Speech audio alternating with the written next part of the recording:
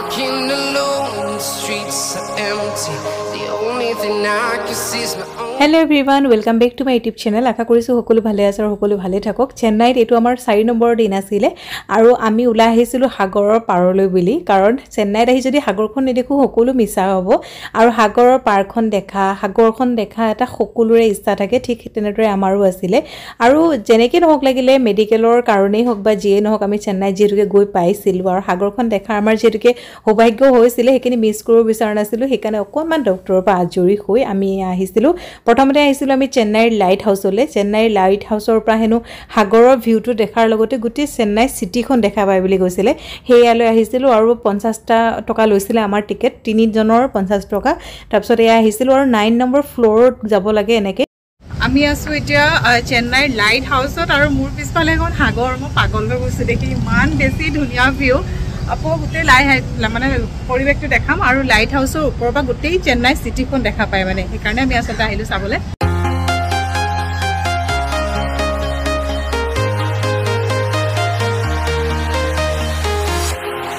Walking alone, the streets are empty. The only thing I can see is my own silhouette. I'm getting stronger, step by step. ওপৰৰ পৰা অকমান ভয় লাগে যদিও যেতিয়া তলৰ ভিউটো দেখি পাইছিলো তেতিয়া ভয় সব পাহৰি গৈছিল আৰু লগে লগে মই তেওঁ কৈছিল যে বহলা ওচৰলে যাও কাৰণ ওপৰৰ পৰা চাই থাকি দূৰৰ পৰা চাই থাকি যেটো মানে হেপাটো পুৰ কৰিব পৰা নাছিল আৰু আমি ইয়াত আছিল ওপৰত এতিয়া আহি গলো তললৈ বেটাই পুৰা খুস্কাৰিছে একদম কিতিয়া পাও নিচিনাকে কিন্তু ইমানেই বেছি বালি আৰু ইমান গৰম আমি দুপৰীয়া সময়তে আহিছিল কাৰণ গুটে ফটোখিনি আৰু ভিডিওখিনি ভাল হক বুলি মই অকমান দুপৰীয়া সময়ত আহিছিল এনে জানো বাৰু সাগৰৰ পাৰলে মানুহবোৰ সাধাৰণতে গধূলি সময়ত আহে বা আবেলি সময়ত আহে কিন্তু আমি গৰমতে আহিছিল মই বলো নহ অকমান ভালকে চাই লও কাৰণ মানুহ এখিনি সময়ত কম থাকিব বুলি মই গম পাইছিল আৰু হসাকে ওচৰৰ পৰা দেখাৰ যেটো অনুভৱ মই এই ভিডিওটোৰ থৈতে একদমই বুজাব নোৱাৰি মই কেনেকে মানে কি লাগিছিল মোৰ এক্সপেৰিয়েন্সটো আৰু প্ৰথমতে মই পানীখিনি সেৱা কৰিছিল আৰু মই যেটোকে জুতা সুতা পিন্ধি গৈছিল একদমই ৰেডি নাছিল পানী তিতিবলে সেইকাৰণে অকনমান খেল ধমালিও কৰিছিল মই মানে পানীখিনি অহাৰ আগতে মই পলাম বুলি ভাবিছিল পানীখিনি অকনমান দূৰৰ পৰা সুই কিন্তু পিছত নহয়গে হেখিনি পানীয়ে সুই থৈ মানে টিয়াই থৈ যায় আৰু এটো ভালেই বুলে অকনমান টিটিবই লাগে বুলি কয় ভৰি হাত বিলাক মানে ভাল বুলে তেতিয়া আৰু একদম খুব এনজয় কৰিলো খুব বেছি ভাল লাগিলে আৰু পিছত আমি মেৰিনা বিচলৈ যাম এখিনি হৈছে লাইট হাউসৰ তলৰ যিখিনি পাৰ মানে বেছি ভাল লাগিছে একদম বুজাব নোৱাৰি মই একদম কিবা পানীখিনি ইমান দূৰলৈ যায়গে কিবা ইমান খুচিয়া হেডখলকে পাই যায়হি এতিয়া আহি পাই কিবা ইমান ওচৰলৈ আহি যায় ভয় লাগি যায় বেটা অকমান টেষ্ট কৰি থৈছে পানীখিনি ইমান নিমখ পাইছে পুৰা ভাল পাইছে একদম পুৰা এনজয় কৰিছে Like a dynamite, ready to explode right up in the sky. I need you to listen, I need you to hear, and don't show any fear.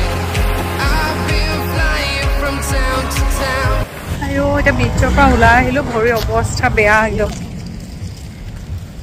তাৰপিছত আমি এতিয়া খুচকাৰি আহি আছো ভৰি ধুবলৈ পামনে নাপাম ঠিক নাই নাজানো আৰু সাগৰৰ পাৰত ফুৰি একদমই ভাগৰ লাগি গৈছিল যেটোকে বালিৰ গৰম কেনেকুৱা বেছি মানে গৰম পাইছিল তাৰপিছত আহিলো ফ্ৰুটছ কিনিবলৈ আম ইয়াতে ওলালে পকাম তাতে আম কিনিলো আৰু কেৰালাৰ এটা কল দেখিছিল নতুন কল এটো ৰঙা ৰঙা তাকো অকনমান খাই টেষ্ট কৰি চাও বুলি কিনিলো আৰু ফুলবিলাক যে জতে টতে পাই ইমান বেছি ভাল লাগে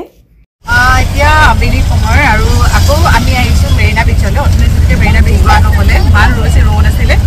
আকৌ ভাবিলো এটা মেৰিনা বিচ আৰু সন্ধিয়া সময় পৰিৱেশটো ভাল লাগে বুলি কৈছে বিচত আহি মানে সাগৰৰ পাৰত সো এতিয়া গৈ আছো আমি আৰু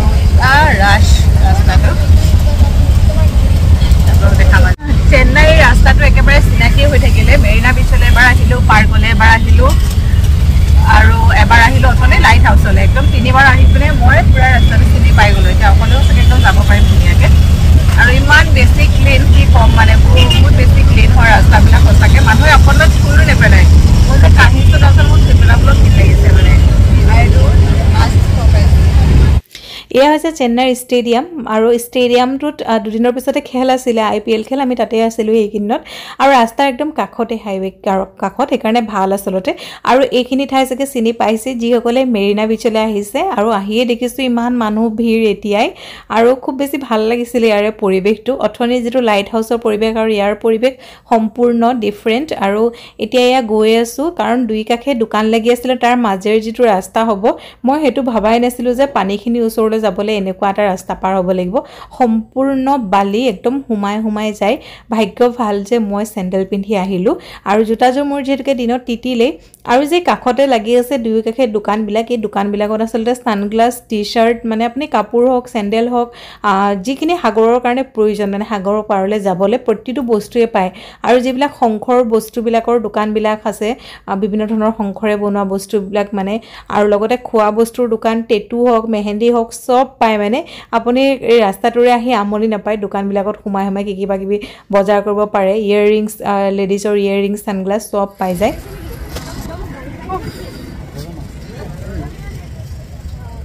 মাছৰ দোকান ইমান মাছ আছে সাগৰৰ মাছ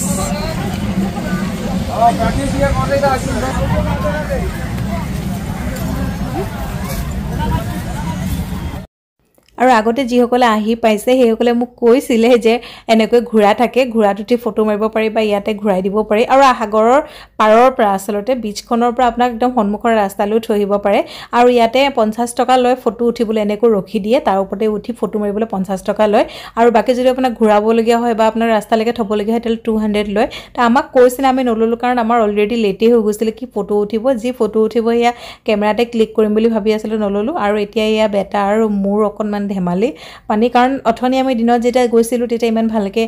আচলতে ফূৰ্তি কৰিব নোৱাৰিলোঁ ৰ'দো বেছি আছিল আৰু ইমান মানুহৰ সমাগম নাছিল অলপ ভয়ো লাগিলে আৰু এতিয়া পুৰা মই ৰুমৰ পৰাই ভাবি আহিছোঁ যে নাই মই আজি একদম পুৰা যিমান তিতিলেও তিতিব একদম পুৰা পানীখিনি চুবল মানে পানীখিনি খেলিম আৰু এনেকৈ বুলি আৰু ভাল লাগিছে আৰু ইয়াতে মেৰিনা বিচত বহুত মানুহ থাকে আচলতে গোটেই কাষতে পাৰ্টত গোটেই মানুহ বহুত দূৰৰ মানুহবিলাকো আচলতে আহে আৰু ভাল লাগে এইখিনি ঠাইত যেহেতুকে গোটেই ডাঙৰ মেলা এখন হৈ আছে সৰু ল'ৰা-ছোৱালীয়ে খেলিব পৰাকৈ ইয়াতে আমাৰ তাৰ নিচিনাকৈ মিনা বজাৰ মানে মেলাখন যে তেনেকুৱাও লাগি থাকে আৰু এতিয়া চাওক পুৰা আন্ধাৰ হৈ আহিলে আমি তাত বহি থাকোঁতেই আন্ধাৰ হ'ল আচলতে এনজয় কৰিলোঁ আৰু এতিয়া আহিছোঁ এখন এয়া দুখানৰ দোকানত ধুনীয়া দুখানবিলাক লগাই ৰাখিছে এইটোৱেদি ঘূৰাই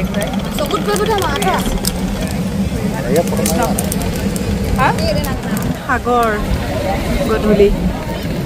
আন্ধাৰ হ'ল আৰু এটা নেদেখি আৰু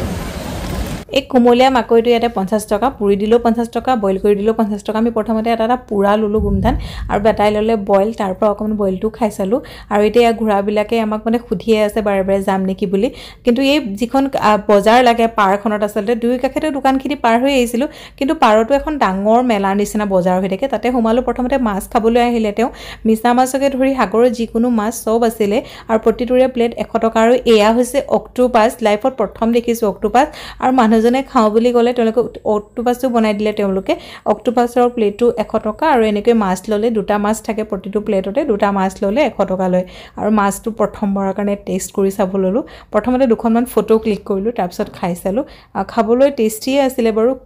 বহুত বেছি মছলাবিলাক দি দিছে সেইকাৰণে অকণমান টেষ্টটো বেয়া হৈছে যদি আমি যেনেকৈ নৰ্মেলি মাছ ভাজি খাওঁ তেনেকৈ যদি ভাজিলেহেঁতেন চাগে খাই ভাল লাগিলেহেঁতেন আৰু বেটাই ল'লে এডাল দীঘল স্পাইৰেল পটেটো